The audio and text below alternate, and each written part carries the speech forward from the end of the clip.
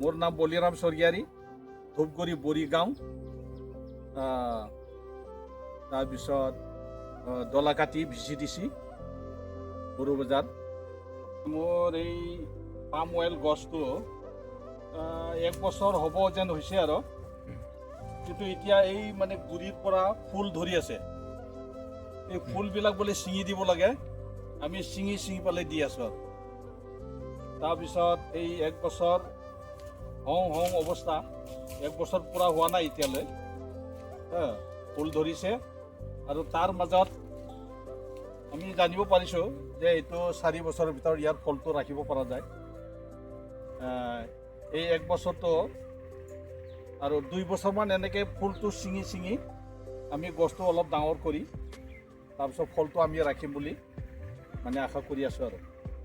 কিন্তু এই গছটো 30 ফুট অন্তৰে এইটো লগোৱা হৈছে। সেইকাৰণে আমি এই জাগাত কি কৰিম, এই কুঁহিয়াৰবিলাক লগাইছোঁ। এয়া কুঁহিয়াৰ বিৰাট ওখ হৈ আছে, এনেকৈ কুঁহিয়াৰ বাগান হৈছে। গতিকে এই 3 বছৰৰ ভিতৰত আমি কুঁহিয়াৰ উঠাম আৰু লগতে আমাৰ এই পাম অইল গছো উপযুক্ত হৈ উঠিব। এতিয়া আমাৰ মানে আশা আৰু এই গছৰ ওপৰত আমাৰ ফলটো যে আমি পাম, ইয়াৰ যে এটা প্ৰডাকশ্যন হ'ব, এইটোৰ কাৰণে আমি এই পাম অইলটো ইয়াত লগাইছোঁ।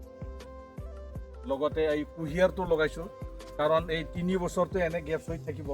গতিকে কুঁহিয়াৰ খেতিটো আৰামত মানে এই পাম অইল গছৰ মাজতে আমাৰ কুঁহিয়াৰ খেতিটো হৈ আছে।